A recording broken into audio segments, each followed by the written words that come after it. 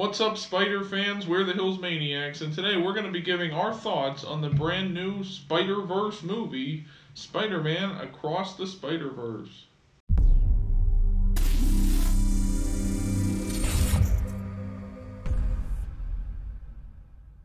So before we get started, I do just want to say last week I did a video on what my predictions for the movie, like what I thought was going to happen and stuff like that. So if you haven't seen that video yet, go check that out.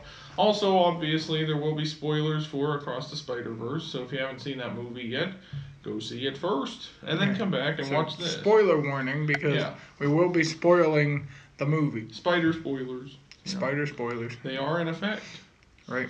Alright, so first of all, I'll just start off with some of the things I liked about this movie, and even really about Into the Spider-Verse, is the way they do, like, the color schemes and stuff like that. Like, each character has their own, I guess, I want to say color scheme, or just, like, the way that they did their background for each character and that kind of stuff, like, with the colors and everything.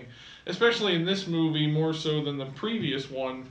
You know, like when it shows Gwen in her universe and like her bickering with her dad kind of thing, like the conflict there, it shows she has a lighter tone behind her while her father has this darker tone because she's, I guess in her mind, she's kind of mad at him, and it kind of shows that with each character has their own that kind of thing, you know, and it made it really interesting to see, and that combined with the comic book aesthetic of the whole movie, you know, and even the previous one, Into the Spider-Verse, you know, is what made it, honestly, I think that one deserved to win Best Animated Picture or something like that.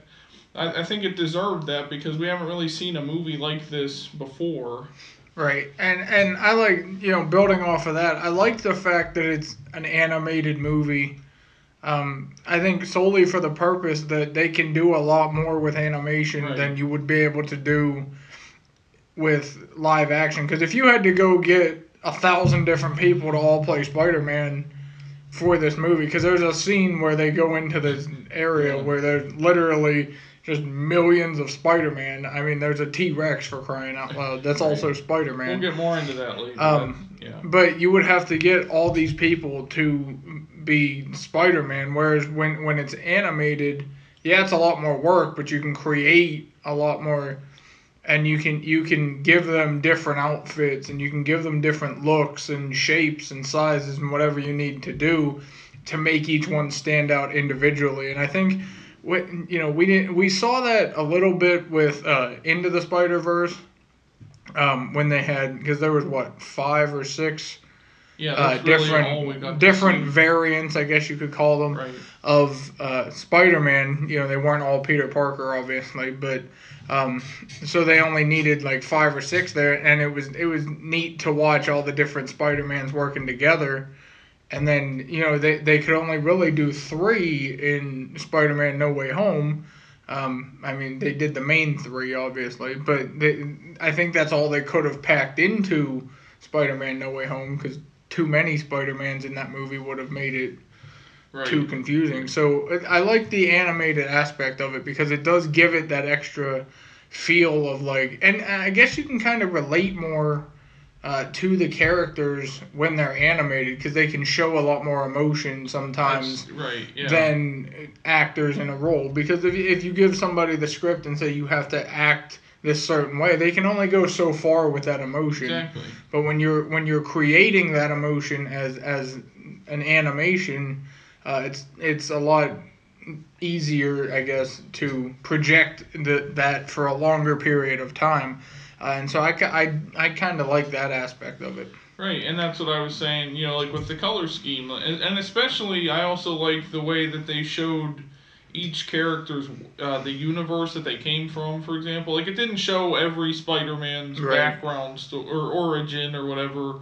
Like it did in the first one, you know, it would pop up and them telling their origin real quick and stuff like that. But everyone that we got to see was unique. You know, there was Mumbattan, which was a mix of Mumbai and Manhattan, right. kind of thing. And there was an Indian Spider-Man and all that kind of stuff. Obviously, there's a pig and right, and they took the time to like give each Spider-Man some unique design kind of thing too. It wasn't just like they're all just bland. They all just look like Spider-Man. Like each one that you see on screen, all 1,000 or however many we see in this movie, had their own unique design.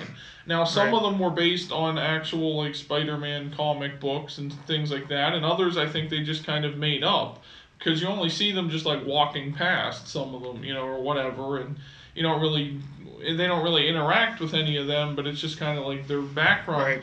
And since they're all background characters and they still have their own unique thing, it's almost kind of like with Star Wars, where like pretty much every background character has an origin on like the Wikipedia. Well, it gave me the feel of Kang in Quantumania, where you have a bunch of different versions of the same character who exists in every single timeline. No matter what, there is a variant of Kang.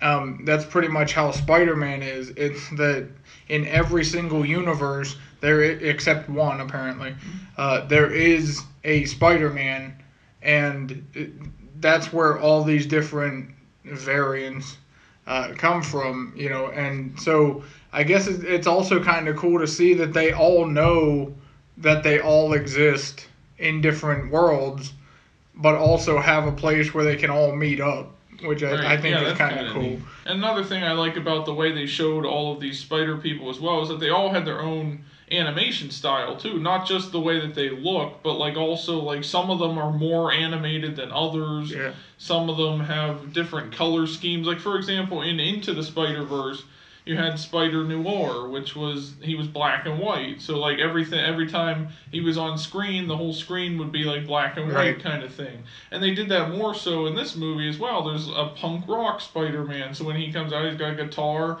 It's got music, music notes and stuff like that around him, and electricity and all that kind of stuff.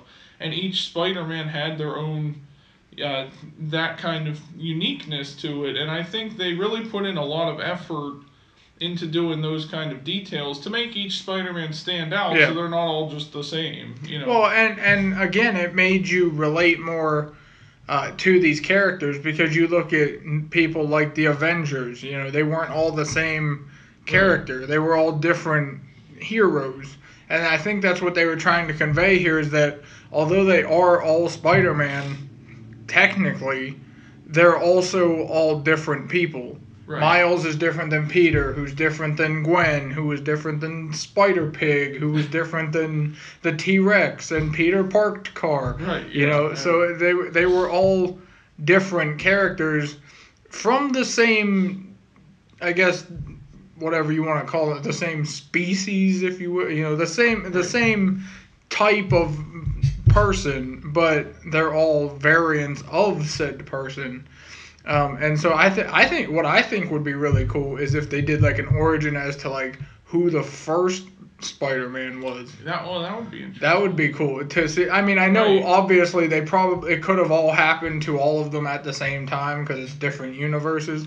So they all but like, was there one long ago that got bit and then started this whole thing where like, oh, let me go find other Spider-Man. That would be something cool. That would be cool for them to explore, kind of like No Way Home and stuff, where he brought in the other Spider-Mans unintentionally, of course, but still, I think that would be cool to see something like that too. And honestly, I think like Marvel really has a gold mine here, because just every Spider-Man we saw on screen, I want to see an origin story for. I want to see why there's a Spider-Man T-Rex. Yeah. And he has the little red and blue costume. There's a car. Literally, it's called Peter Parked car. There's a red and blue spider car. That's from the Cars universe.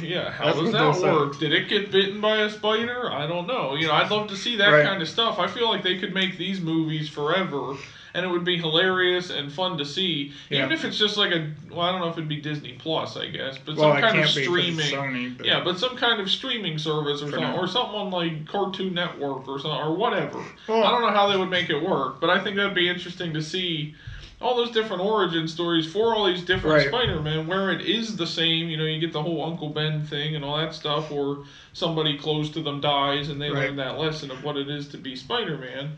but I want to see just like how a T-Rex gets bitten by a spider or something along those lines. Right. I think and I mean, along the lines of, you brought up the Uncle Ben thing. I like too that they kept that even though these are different universes, there is still some common factors between each universe, and they called them canon events in the movie, and Miles actually ends up preventing one, which causes this huge situation. But they call them canon events where something happens in every single Spider-Man universe, no matter what, and unless it's prevented. That has some effect of Spider-Man in some way.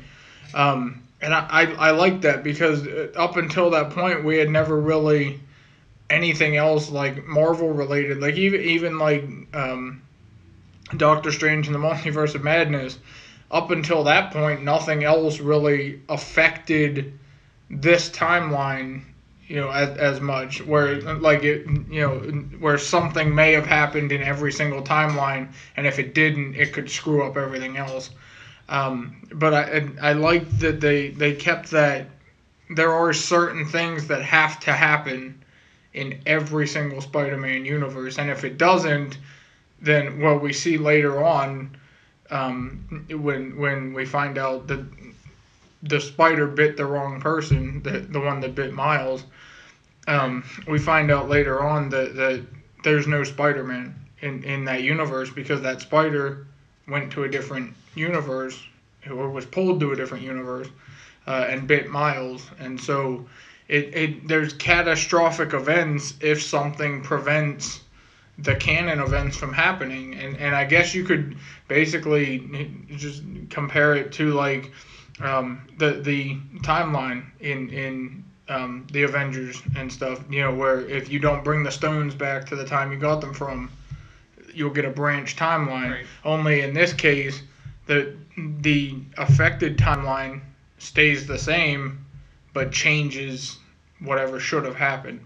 Right. So instead of creating a new timeline off of it, it continues forward with the new thing in play, which can be serious if not, fixed. Right, and this kind of makes Spider-Man feel almost like a more important character because if there is, it's supposed to be a Spider-Man in every single universe, even like the MCU. We see there's a Spider-Man in that too, even though it's the Avengers and isn't necessarily.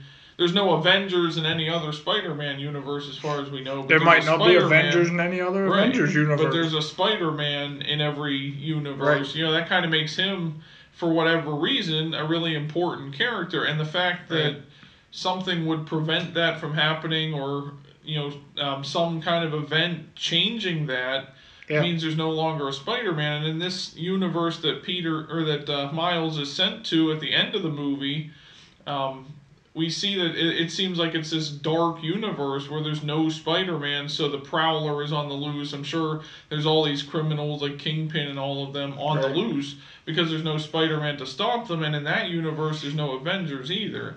So I kind of like that Spider-Man is sort of the hero that in every universe, and then other things play out around that where technically he's the first superhero, and then everything else sort of falls into place, I guess. Yeah, it makes him seem more important. Yeah, and it shows that Spider-Man is basically the glue that holds each universe together, and without Spider-Man, the universe is just gonna crumble. And I think that's kind of cool because we've never really seen one specific character before that was so important that if they didn't exist in that universe, the whole universe would just basically implode and stuff would just be happening all crazy and whatever because that character doesn't exist or because that person was never bit by the spider or whatever.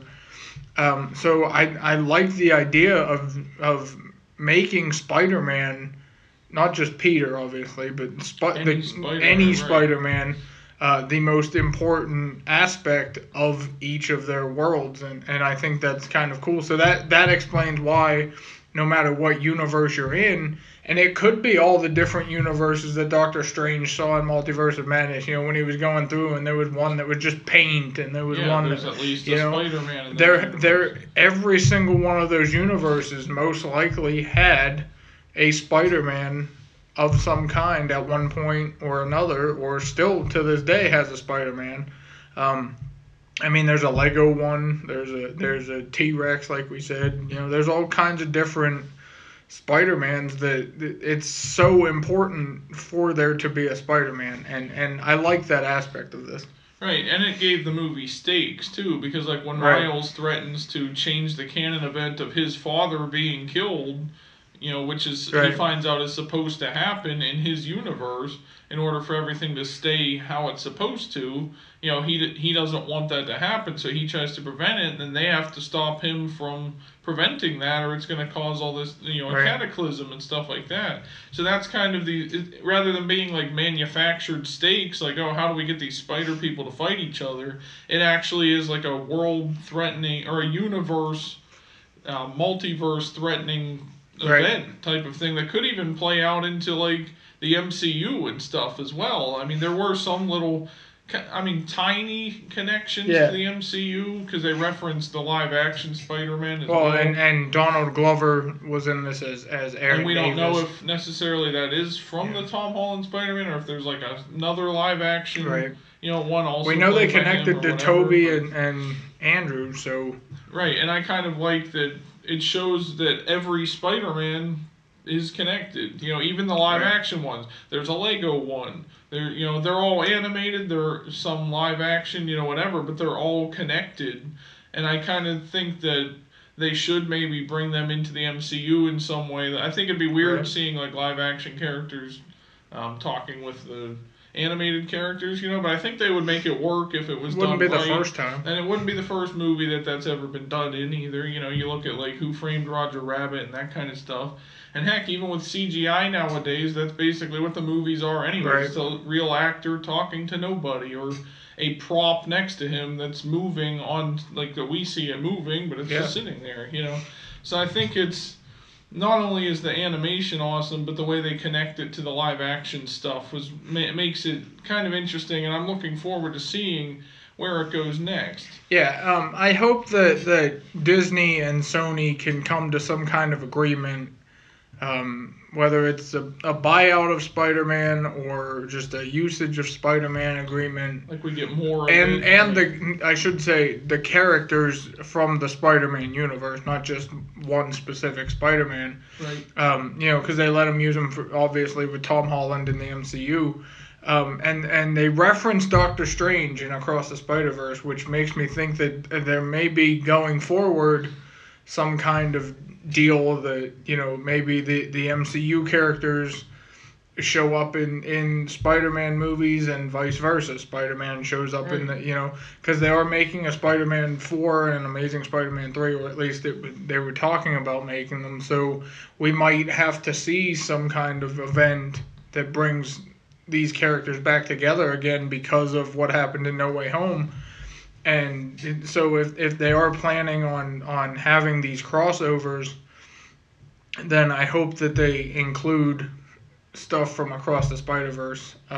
You know, with the mention of Doctor Strange, it kind of gives me hope that there is some kind of agreement in the works, at least with Sony and Disney, that there could possibly be a big, maybe we'll get the Spider-Mans versus the Kangs at some point. I mean, you know, and since Spider-Man is apparently the main hero of the Marvel universe, or the Sonyverse, or Spider-Verse, whatever you want to call it, with Spider-Man being as big of a character as he is, that he has to be in every universe, he might be the one that defeats Kang, and he might have to be the one that defeats Kang, and it might not just be Tom Holland's Spider-Man. He might need the help of Toby and Andrew and Miles and whoever else they decide to bring in to the group to defeat Kang. But I think that would be kind of cool. You get the Kangs versus the Spider-Mans, the two people that we know are in every single universe.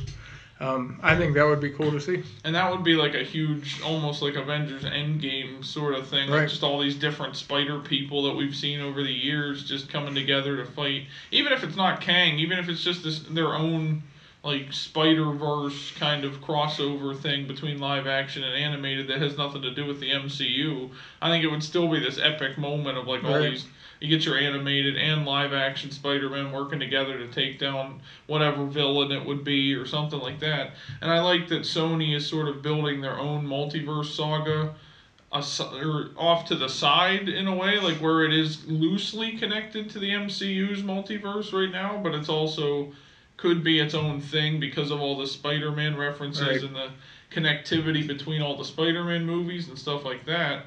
So even if they weren't, like we know Tom Holland's Spider-Man's at least part of the MCU, and technically I guess Tobey Maguire and Andrew Garfield also are just because they showed up in No Way Home, but their universes aren't, I guess. Right. I know it's this big convoluted and jumbled thing now because of all this universe hopping and that kind of stuff. I mean, in a way, though, that's what it's supposed to be. It's supposed to be this big jumbled thing because it's the opening of the multiverse. So. Right, but I like that they could go their own route of having a separate multiverse collision type thing separate from the MCU, and it would maybe even be better than what the MCU is doing, because right now the MCU is kind of all over the place with their multiverse saga so far. And we haven't really seen much of Kang other than in Loki and Ant-Man, and we know that that's going to break the multiverse in some way.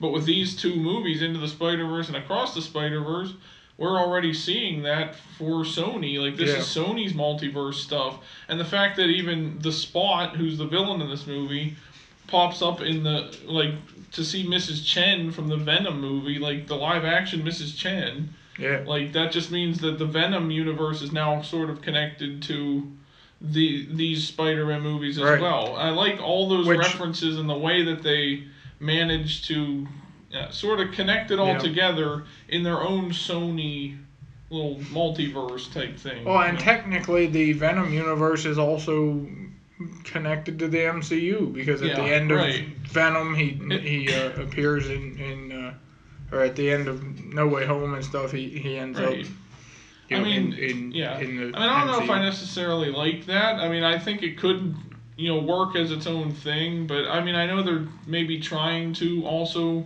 tie it into the MCU because it wouldn't make sense not to, I guess, now that they've had a Spider-Man in the MCU. And if they're trying to go this route of showing that there's a Spider-Man in every universe and having this crossover thing, then they kind of have to connect it to the MCU. But I think it should stay separate from it, honestly, because it's doing a really nice job of just showing, like, this is what the universe, all these different universes look like with Spider-Man and stuff. They don't need the Avengers to make that impact, because Spider-Man can do it himself. There's always at least one Spider-Man in every universe, and I guess eventually what makes every Spider-Man unique is that they can all do these battles on their own, and they don't need really a team necessarily. That does raise a question, though, like, when they all leave their universe to go to this, like, headquarters in Nueva York, which is where it is. It's this really high-tech facility and stuff where all the Spider-Men hang out. There's no longer a Spider-Man in their universe now because they left it, technically. So it's that kind of raises a question, like, well, what happens in the time that they're gone from there, hanging out in the headquarters, or going to the other Spider-Verses to track down an anomaly or whatever, things like that. That's kind of one thing that I didn't really like because it almost that kind of ruins the whole point of the movie of, like, well, there's always a Spider-Man, and if there's no longer a Spider-Man in that universe, it destroys everything. But then they're just willingly leaving their universe. But I guess they could have a way where they could tell if something was going on that they had to go back. Then they could, because they can go anywhere they want. In like any timeline, or any universe, that's true. So they could just jump back, whenever they needed to. It also brings up the question, though, what happens if the wrong Spider-Man goes to the wrong universe? Like, we kind of saw it at the end when Miles ended up in the wrong universe, but, like, say Spider-Gwen wanted to go fight the crime in Miles' universe. like, would she technically be able to, or would it affect something? Right, because in that universe, because like if she dies, well, yeah, that affects her universe. Right. You know, so now there's no longer a Spider-Man in her universe. So like, would they be allowed to? I know they can jump between universes, and we see that a lot in this movie. But could they stay there? Like if they wanted to switch places, you know, if Miles wanted to go to Gwen's universe and Gwen wanted to go to Miles' universe, would they be able to? Would it affect anything physically, you know, in their timelines? Because their villains might not be the same. Their families might not be the same. Somebody might be alive in one that's not alive in the other. Like, how would that affect something? That's something they could explore with this too, I think. And one last thing I really liked about this movie was just the overall lesson that it portrayed throughout this movie. It's about like finding where you belong and not letting other people tell you how to live your life, really. Because Miles even says that too. He's like, I'm tired of people telling me how my story is supposed to go. I'm gonna change it, or you know. And then he goes off on his own path. And I kind of like that. That's sort of a lesson we can all take in life. Like, it's your story. You tell it how you want to tell it. You live your life the way that you want to, and don't let other people dictate what you should or shouldn't do, you know, basically. Right. I mean, obviously there's laws and stuff. I'm not saying go break the law or nothing, but like, don't let people tell you how to live, how to do what you like to do, what to do for a job, etc. Like, follow your dreams and follow your passions and stuff. And I think that was portrayed really well in this movie. Yeah. I think my favorite scene from this movie was when Miguel and the other spiders were explaining the multiverse to Miles. You know, they were explaining the importance, like we said, of all these canon events and stuff like that. And then also, I think the funniest moments is just seeing all these different Spider-Men. Oh, the best moment of this movie was the T-Rex. There's a spider cat, the spider car, all these different. There's literally the Lego a car, Spider-Man. Lego. Yeah, they even had the video game Spider-Man pop up at one point. I thought that was all unique, like I said. Yeah, the T-Rex was great. That was he shoots it out of his feet and stuff. I'm glad they included that. Like I said, I want to see all the origin stories for them. So get on that, Sony. Yeah. You know, get on the origins. Sony. We need more Spider-Verse spin-off movie, which I think they are making. I think it would be cool. I heard they're making one about Spider-Gwen, like just a separate movie from these. So it'll probably be after Beyond the Spider-Verse. I think Spider-Man Origins, I think, would be a cool one too. Right. It would be like the first ever Spider-Man. Right. Like way back in like Egyptian times, somebody got bit by a spider. What was it, like the Roman era or whatever, or the vulture from that time period or something popped up? Yeah, he was made of like wood or whatever. Yeah, so we see how far back that is. That does actually go. So I think that's kind of interesting and brings up the question of the timeline. Yeah, and it would also bring up the question as to how does he get bit by a radioactive spider? Because back then they didn't know how to mess with radioactivity and all that kind of stuff. So how does he get his power? Like, does somebody get his powers from something from space that then he ends up leaving it in a spider's DNA or something, and then it just passes down through the spider's generations? Like, I don't know. I want to know how a car gets bit by a spider. That's a way they could explore it, and I think that would be cool too, to see like a Spider-Man origin thing. I don't know if there's a comic about that or not, but if not, they could just make it up. Go for it, Sony. Do it. I know they're doing an excellent job with these Spider-Verse movies. I think they are flawless. I think it got really good. This one in particular, especially, got really good reviews on Rotten Tomatoes and things like that. Audience scores, everything. It was a good movie. I think we found what's going to beat Mario in the box office this year. Maybe, we'll see. Who knows? That one got like $1 billion, so we'll see where this one goes. But let us know what you guys thought down in the comments section. If you saw this movie, what was your favorite moment? And what do you think will happen in Beyond? What do you think will happen in Beyond the Spider-Verse?